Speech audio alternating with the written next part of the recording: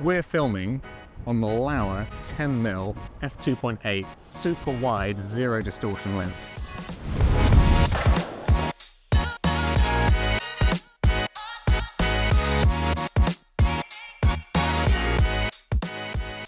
So let's get into the details of this new Laowa lens. It's a 10mm lens, which is super wide angle. It's got 130.4 degree angle of view, which is incredibly wide, and they promise zero distortion, which we'll get onto in a second.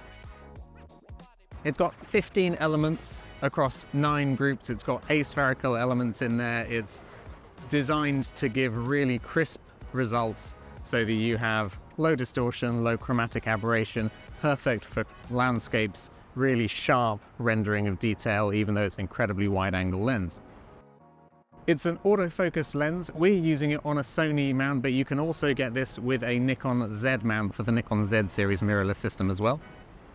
The closest focusing distance is 12 centimeters. The lens itself is about 7 centimeters long, so that gives you about 5 centimeters from the front of the lens to the subject at the closest focusing distance. Because it is so wide, because it will have such a great depth of field, that means that you can get crisp, close subjects with a lot of contextual surrounding detail. If you want to bring a small subject really close in and make that large in the frame with a lot of detail around it, this lens will allow you to do that.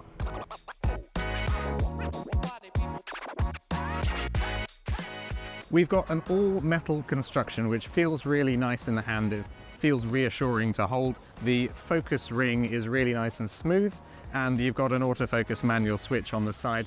The whole unit weighs 450 grams, which balances really nicely in the hand with a camera body if you're shooting handheld. The other physical feature of this lens that is well worth mentioning is the 77mm front filter ring. That means that you can put on UV filters and NDs. That's rare for a super wide angle lens. Often they have a really kind of domed front element, and that makes it difficult or impossible to apply filters in front of the lens. But with this construction, you can use filters to your heart's content.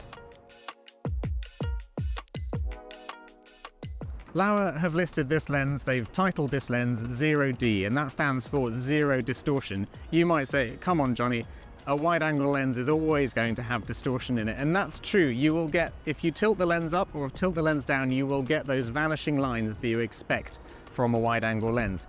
Zero distortion means that this lens is designed to be rectilinear.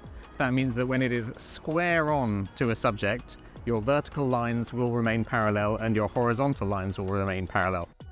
It gives you the option for architecture to capture the square face of a building without having to put in any distortion correction in post-production. It's the opposite of a fisheye lens. Fisheye lenses lean into barrel distortion and you get that really rounded look, which is a cool special effect if you want that from a fisheye lens. But if you want things to look straight up and down and you don't want that kind of vanishing off at the top, even if you're square onto your subject, then a rectilinear lens, zero distortion lens is the way to go.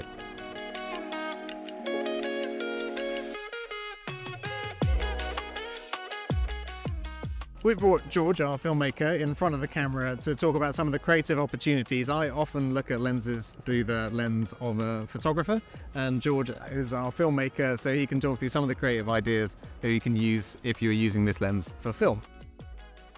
For me, I mean, architecture, this lens is made for it, but also night sky, big sky photography. If you were somewhere where you had huge cloud formations or amazing Milky Way shots, this lens would be perfect for. But then there's other applications for video. Yeah, I completely agree. I think that one of the cool things about this lens is you can use it for very unique shots. People typically would not use 10mm lenses when they're making films or videos, and that means that you can actually use it to create a really stylized look.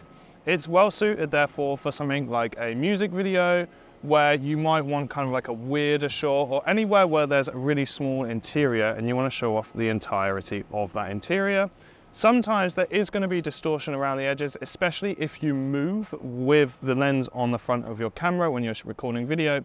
And again, that can be unappealing if you're doing very like clean style corporate work, but if you're doing something a little bit more creative, you can have a lot of fun with it.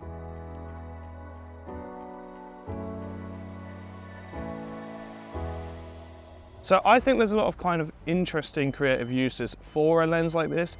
It's not something you're going to be using every day, but I think if you want that kind of more stylized, weirder, sort of you can see the whole field of view style shot, then a lens like this could really up your game for some creative filmmaking.